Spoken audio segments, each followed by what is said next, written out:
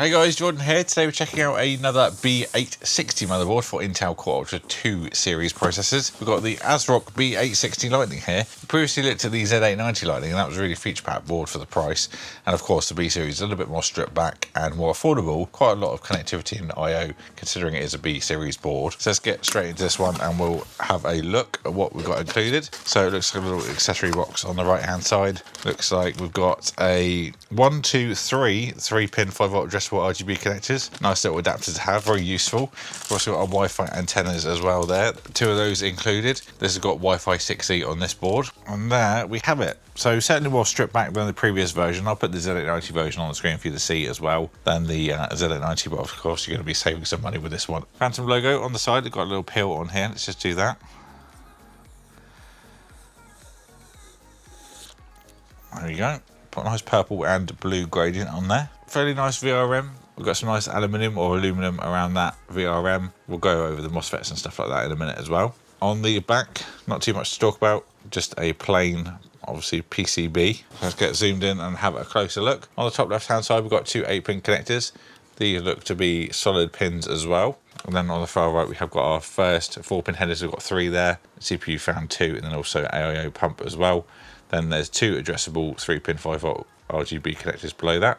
We've then got the 4 boot LEDs to show you what the status is, CPU, memory, and then our boot light at the bottom. 24-pin, we've got a USB-A header, it's going to be USB 3.2 Gen 1.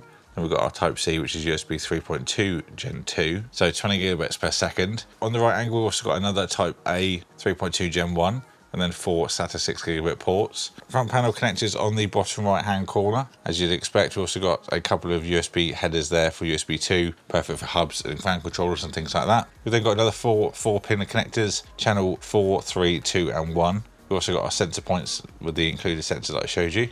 We've got another 5-volt addressable 3-pin, then a standard 12-volt, and then finally on the bottom left are audio options. This is going to be using a Realtek ALC 1220 codec. So one of the cheaper ones, but if you are into sound, I highly recommend a sound card. Once you get one, you won't go back. I just also noticed another 4-pin on the left-hand side of the NVMe slot as well. That's a total of 8 4-pins on this board, one of which is the AIO pump, so quite a lot for this kind of price board. So going back up to our socket, of course, support there for our LGA 1851 Core Ultra Series 2. Also, another thing to mention, we're going to have the Arrow Lake refresh now, so you can actually put 2 generations of CPUs on this platform. I was getting a little bit worried, we're only going to see 1 generation, which was just not worth it. So I'm very glad to see we're going to get another. Going back to the VRM, this is using a 14 plus 1 plus 1 plus 1 phase power. Then this is also a 6-layer PCB for those that are wondering as well. For our DIMM slots, we have got support for up to 256 gigabytes of DDR5. That's up to 8,933 megatransfers per second on XMP.